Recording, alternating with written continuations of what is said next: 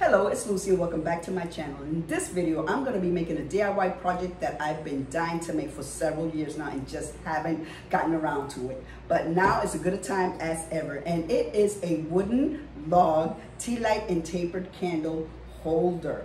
Yes, I found this idea browsing through Pinterest, as many of us do, and I saw it and I says, I need that in my life. Yes, ma'am, I'm going to go do one because the price tag on some of these bad boys were not for me. So, you know, you can always make it yourself, and sometimes it comes out way better than those that are being sold in the store. So what did I get to make this project? Well, originally I wanted to get a log, right, this size from Home Depot, but I didn't like the price tag, and it was like 8 foot long, and you know, there you have to buy the 8 foot, even if you're gonna cut it up. But then it was pressure treated, and I didn't want that. So the next best option was these. I found these. These are actually 2x4x3s, and they were $2.50 per piece, which is excellent. And what I'm gonna be doing after I prepare it, I'm going to be gluing both of these pieces together to give you the illusion of one piece, like one log, right? And so what are some of the materials that I bought aside from the wood at Home Depot? That's actually all I got from Home Depot, to be honest with you. I bought these tea lights. I absolutely love them because I love the round, the lip around these. I got 8 of these and I scored. These were 79 cents here in a store we call National. So I got 8 of those. I had these push pins that are actually for when you make furniture and you're actually upholstering it. If you want to use push pins for that design, I bought these. I got 2 packages, but I bought these several years ago. Believe it or not, I think I paid like $1/4. They were on clearance, so I said, I know I'll need those, so I'll put that in my little arsenal of things for my DIY, which is great because I may use these. I haven't decided, but I think I may use these. And I went ahead and ordered from Amazon these tapered light candle holder, I'm sorry, as you can see there. I got a bag, I think it's maybe 14, probably more, I don't know. But I purchased these a few weeks ago. I think they were like $7, I'm not sure, but they were free to me because I'm always doing surveys. So if it's free, it's for me, and I'm good with that. I also purchased some polyurethane by Burr. I always have this because I love sealing all of my wooden DIY projects. And I'm going to stain it once I'm done with it with a wood finish by Minwax. I chose ebony because I really like that color. I don't know if it's showing up well on camera, but I'm excited about that. And I also forgot to pick up one of those drill bits to actually cut the round circle holes that I need for the tea light, so I had to go to National again. You know, you gotta buy what you can while it's near you, because I live very far from Home Depot, and so it's not like I can get in my car. I wish, like back in the days in Boston, and just get whatever I want. So I bought a 3-piece door lock installation set. So my husband was telling me, you know, Lucy, whew, I'm sweating. It is hot here in Puerto Rico. Once you drill that, you're gonna have to chip the hole out because it's not going to remove the whole circle out like you think. They do have drill bits like that, but unfortunately, like I said, I'm using what's near me and what I could get. So I decided, you know what, I want this tea light to go sit deeper than just 1 inch, so I'm okay with that. I'm going to actually drill it on this side, flip it and drill it on the other, so it's a through hole, so you'll be able to see like peekaboo through the whole wood, and just sit it down. And I'll do that before I actually glue these 2 pieces together. I'm fine with it sitting a little higher because I actually like that aesthetic. So I'm good with that. And this also brought in a 7/8 bit here as well for my taper candle, which is the perfect size. So I mean, it's gonna work out. You make do with what you got, right? It'll work out. So I did, in preparation, I took my measuring tape, and also before I forget, when I glue this, because it's so hot and there's so much humidity in the air, even though you glue it, you notice that with time, it starts to separate. So I'm gonna also enforce this with some dowels. So I'll be putting dowels in like 6 dowels in 3 different points here to just make sure it doesn't move, right? And so what I did in preparation for this is that I took my first one, I went ahead and found the middle center part of the wood, and I drew a line, as you can see. I don't know if you can see that line right there. And then I started to play with the tea lights to get the right spacing that I wanted my tea lights to actually sit. And I found the sweet spot. They're going to be about 2 3/4 apart from one another, which will even it out and look really, really nice. I'm sorry, you'll hear noise outside. It's my neighbors mowing their lawn. I apologize for that. So I have that. And so once I cut those holes out, I'll be gluing it, like I said, to the bottom piece. And on the flip side, I will be using the 7/8 drill bit to make the holes for these. And that's gonna be in a zigzag. Like, there's no rhyme or reason to them, because maybe, I mean, there is, but just in a zigzag. So I didn't make points because I'm gonna just eyeball them. Hopefully it'll work out, right? But that's what I'm gonna do. Now, I'm not gonna be showing you the drilling part because I don't really have a good setup in order to be able to show you that. But you will definitely see my process. So I'm gonna go ahead and drill the holes, and I'll be right back. So I finished drilling the holes for my tea lights. Here we go. I have 8 of them. It was kind of easy to make. It wasn't as hard as I thought it was going to be. It was a great upper arm workout, that's for sure.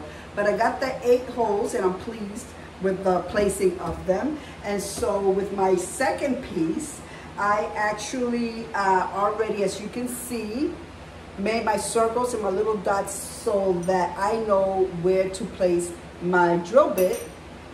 And I decided on a zigzag design. So I'm going to go ahead and drill those holes, and then I will be gluing this part with this after I do my little dowels, and then I will be sanding it, and I will cut the ends off about 1/4 inch because they're all like this, and we don't want that. We want it to be nice, flushed, and sanded and looking really lovely so that we can finish our piece. So let me go ahead and do the drilling, and I'll show you what that looks like after I'm done. So as you can see, I have it all glued up. I put my dowels in, I glued the 2 pieces together, and I have it all clamped up. And so on one side, as you can see, are my tea light holes, and the other side is my tapered candle holes. This is pretty heavy. So what I'm gonna do is I'm gonna let it dry overnight and tackle it again tomorrow. It's my piece all glued up. So you have the tea light side, and you have the tapered candle side, and I went ahead and I sanded the piece really, really well. And now we are ready for sanding. So I'm gonna prop it up on the 2 little tea light hole cutouts that I actually had cut out. So they're gonna be handy as a pedestal to hold my piece while I stain it. Now originally I had bought a Minwax stain, and I also had bought a separate polyurethane for afterwards, but this ended up being a lot darker than I cared for. So it was like this, and I just didn't want it that dark. So I went ahead and I found Harris. It's a varnish stain that contains poly in it as well, and it's in maple. And I believe I'm going to like that color. It's pretty much the color that I had wanted all along, but I just went for the ebony because at that time that's what they had. So I got my rag, I got my gloves on, I got my little mop on because it can get messy. And so I'm gonna go ahead and dip my rag and just start staining my piece here as such. And I might end up having to give it a second coat, although I'm really liking what it looks like. But you know how when it dries, it actually would get either a little lighter. So we'll see. But I'm really liking this color. I'm gonna put some here so you can see exactly the color and what it looks like. You see? And of course, I'm Messy Marvin. I'm always making a big mess, but that's okay. Here we go. And so I'm going to continue to apply my stain, and I'll be right back. It's going to take a couple of hours to dry, and then I will be right back to put in my tapered light little holders, and then we'll see the finished product and what it will look like. So let me continue staining this and I'll be right back. So as you can see, this took more than just a couple of hours to dry because I didn't factor in the humidity, and this was really my first time staining anything with varnish. And I gotta tell you, I like it, but you gotta work quick with it because it is not very forgiving. So, you know, you live and learn, and I would use it again because I do like the product, but I know how to apply it a lot easier next time. So here it is. Isn't she beautiful? Look at that. It took a couple of coatings to get this deep maple, what would you call it? This deep maple stain to look exactly like I wanted it. And I'm absolutely loving it. Look at it. Here we go. And then if I flip it around, now I didn't varnish the inside of the taper candle holes because I'm going to be actually putting in taper candle holders in this, so there was no need to do that. But oh my God, she is beautiful. And look at the shine. Oh, I'm so proud of this piece. But anyhow, as I mentioned earlier, I had tacks that I wanted to use, some furniture tacks, and I wanted to embellish it across this way. But I only have 2 packages, and that only gave me about 100 tacks, and I wasn't able to find the exact same one, so I had to ditch that idea. But a little backstory. When I started this video, I had an upcoming trip to Boston, and since then I've been to Boston and back, and here completing this video on this DIY project. So while I was there, I was hanging with my eldest brother, Tony, whom I love getting together with. And he took me to Hobby Lobby and the Dollar Tree, 2 of my favorite places to get craft supplies, right? And I was having a really hard time finding the tapered candles here because A, if I found them, they weren't the right color, or B, they were crazy expensive for just even 3. And I have 20, my friends, 20. But I also wanted to have the 10-inch and probably like a 7-inch candle. So I wanted it to be from tall to you know, smaller. I thought that would look really nice. So I wasn't having any luck here. So when we went to the Hobby Lobby, I found them and I was so excited. And of course, you know, I brought them home. And thank you, Tony, because he actually bought them for me. He's so much fun to hang out with. And on another occasion, when I went to the Dollar Tree, I found this. This is, I think it's aluminum. I asked my husband, he's not quite sure, but look at this. It's a roll, $1.25, which I think was great. And it's absolutely beautiful. It's metal, it's very pliable, that's the word. And I decided, well, why not put this across just like so? So, you know, at first I said, well, no, I don't want to. But then my husband says he thinks it'll look really nice. So we're gonna go ahead and I'm gonna go embellish my little wooden candelabra, if you will, and go ahead and apply this all the way across. I'm gonna go all the way around. It's pretty big, but I bought 3 rolls, and I'm so happy that I bought them because at first, you know, I was like, well, what would I use this for? And here we are using it. So I got my little handy, this is so cute. It's a miniature, it's by Hyper Tough. They sell them in Walmart. No, I'm not sponsored, but it's so dainty because it's perfect for my hands. I got small hands, and this is actually a stapler and a nail gun, a mini nail gun, and you just charge it and use it, and it's perfect. I absolutely love this little contraption here. So I'm going to go ahead and I'm going to start nailing this right in the center as such with my little nail gun. So I gotta find exactly the right spot because Mama's a little bit blind here. I don't have the best lighting. Ooh. Let's try that again. Because my husband says, you're gonna have to do it like this. And of course, you know, this is crafting, people. This is what happens.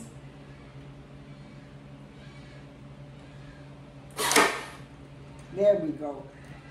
So I'm gonna keep on going.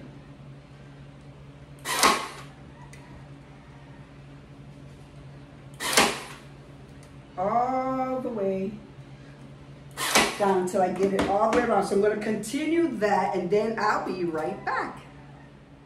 And here it is. I added the embellishments. Oh my God, this came out so pretty. I'm so happy I bought those from the Dollar Tree. Look at that.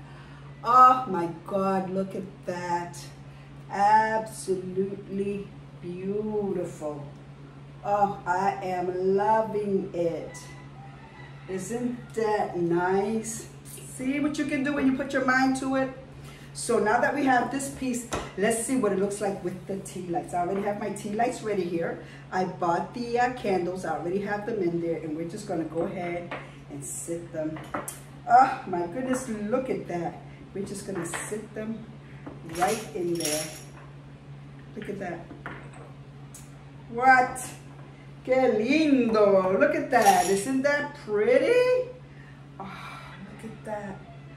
Just exactly how I envisioned it. Oh, that is going to look so beautiful on the dining room table. This really came out nicer than I expected, to be honest with you. So now that we saw this part, I'm going to go ahead and take these out for now. And I'm going to be pushing these in on the other side, my little tapered candle holder. So we're going to flip this. Oh my God, I can't believe how beautiful that embellishment came. So you know what I'm thinking of doing too? At some point, I'm going to go ahead and, what do you call it? Put some polyurethane over it just to keep it from oxidizing or rusting, because I mean, it was from the Dollar Tree, and even though I believe it's aluminum, it's still, you know, with this weather, it can still get ugly. So in order to avoid that, we'll just seal it with some polyurethane and we'll be good. So here we have a little cup. You can remember I had ordered these from Amazon, and they're black.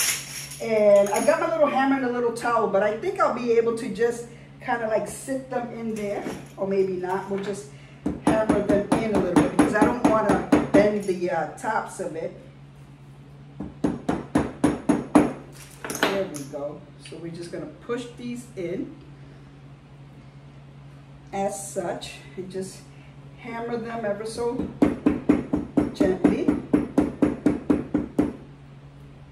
till they all go in. And I'm going to go ahead and do that with all of the taper candles, and we'll see what it looks like after. It's going to be so pretty. So as you can see, I inserted all of my taper candle little cup holders here, and it came out beautifully. As you can see, they're all there, all 20 of them. It's funny, right? Because some of them were a little harder to insert than others. So have a little hammer, have a little hammer, my little rag, so that I wouldn't bend them or peel the paint off or hammer them, you know how you would if you just apply the hammer directly to it. And so I got them all to go in, and then I made sure that they were all flushed against the wood, so that when I flip them over, when I want to use my tea lights, that it would just sit really nice and flat. So I'm really excited. So what I'm going to do now is I'm going to go ahead, unwrap my taper candles and place them in here, and I'm going to show you exactly what this is going to look like with the tapered candles. I can't wait. And this is what it looks like with the tapered candles. I am absolutely loving this. This was such a great project to work on. I'm so glad that I decided to do this DIY. It was on my mind for several years, believe it or not, and I think it came out beautifully. And so this is going to be such a beautiful candelabra, if you will, for my dining room table, my mantle, even my server. So at the end of this video, I'll actually show you what it looks all lit both ways. So if you like my videos and you enjoyed this DIY, give it a thumbs up. Don't forget to subscribe. And until the next one, God bless.